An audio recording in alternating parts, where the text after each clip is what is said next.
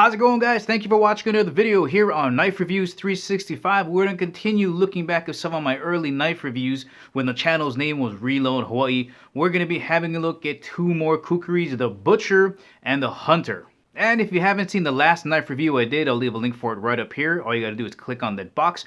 And remember, if you want to purchase any of the kukris mentioned in this video, make sure you check out the links in the description below. Let's check out that old video. This is a knife review of GK&Co's middleweight kukris. Okay, so they're smaller than the 13 to 15 inch blades, and they're still bigger than the 8 to 5 inch blades. So they're kind of sitting right in between. What I got on the table now is the 11 inch Butcher and the 10 inch Hunter. So let me go over some of the similarities between the two. Both blades are made out of the same 5160 carbon steel, basically leaf springs from vehicles, and they both share the same Rockwell hardnesses. So the spine Rockwell harness is coming in between 22 to 25, belly 45 to 46, and the edge from 58 to 60, and that's pretty much where the similarities stop right there, because they're kind of different blades from then on. Let me get Mr. Hunter out of here so we can focus on Butcher. So what you got up there is an 11 inch Hunter blade. From the internet says that this blade is fashioned or styled after a knife called a dowel, which is a butcher knife.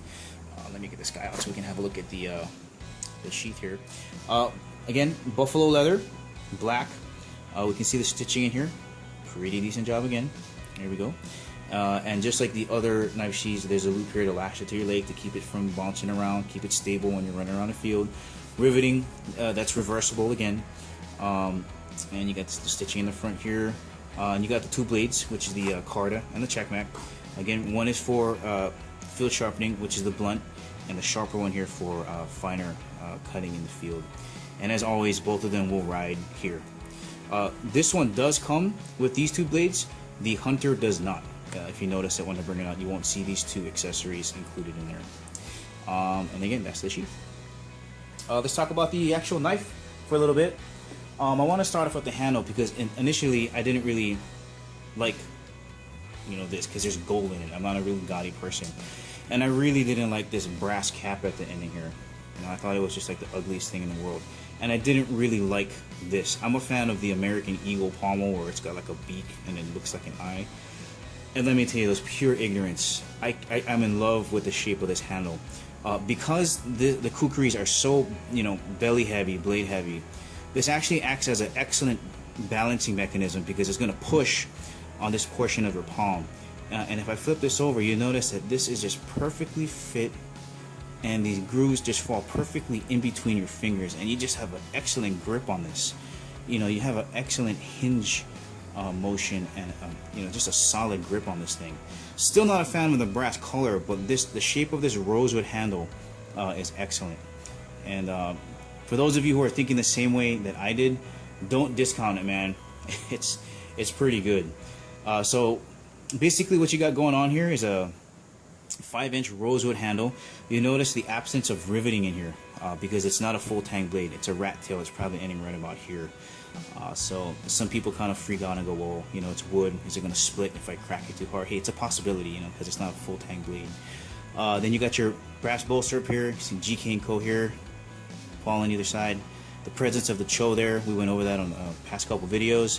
You'll notice that this blade is unpolished here. That's supposed to reduce the time that it takes to rust. I'm gonna flip this over, put my fingernail back down there on the spine, and run it straight down there so you can see how thick that is.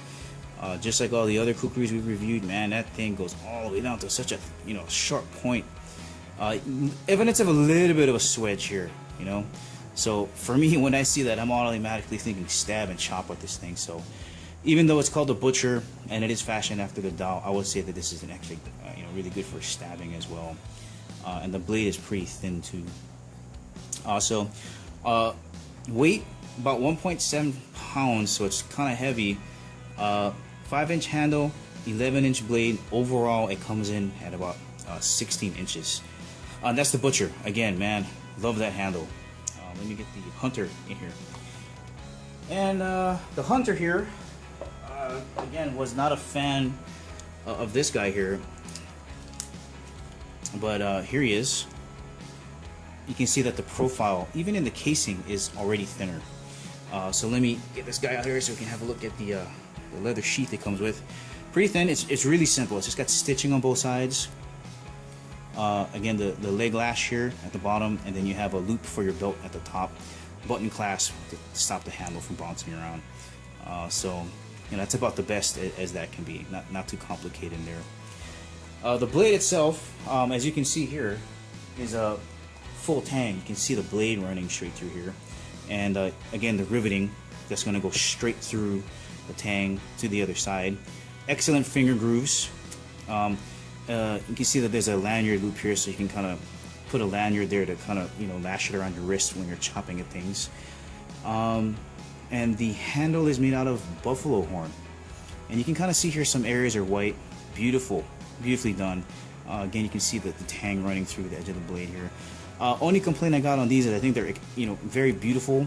It's just when you get sweaty, you know, this is kind of slick. So that might be a problem for those who want to use it for work in the field. Good finger guard up here. You know, you can get your index finger way up there. You got some engraving in here that looks really nice, and you can see them a lot of these kukri, excuse me. And then the cho here, just like the other knives that you'll find on most kukris. But you'll notice that the blade shape is different, and the blade shape is supposed to be called sirupate, which is the name of a leaf. I guess the closest thing I can think of is like a lemon leaf that we use for cooking, but the general idea is the leaf is thin and narrow. Now I've seen these, you know, over 20 inches long, and they're just ridiculous looking. And there's a lot of conversations of what an actual sirupate is, but that's the general idea. It's not thick belly like a kukri. It's just very narrow and shaped like a blade of grass. So that's kind of what that idea is. And you can see here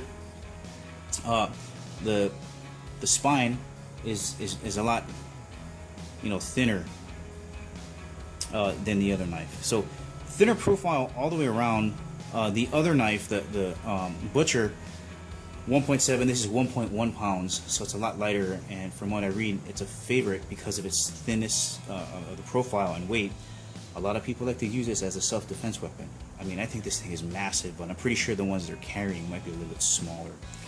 But that's pretty much it. You got a 5-inch handle, 10-inch blade, so the overall is 15 inches. It's 1 inch shorter than the Butcher. You know, and it's altogether just a different type of blade. Let me get them both out here again so we can kind of see, like, in comparisons, just what both look like when they're kind of tip to tip. There you go. And again, this is the 11-inch Butcher, and on the top you have your 10-inch Hunter or sirupate. Well, guys, apologize about drifted off on you. This has been another great review, man. I love reviewing these knives. They're so interesting. But if you guys really like the videos, feel free to click like on the bottom or subscribe to the channel. I got a lot of more knife reviews as well as some gun reviews coming out.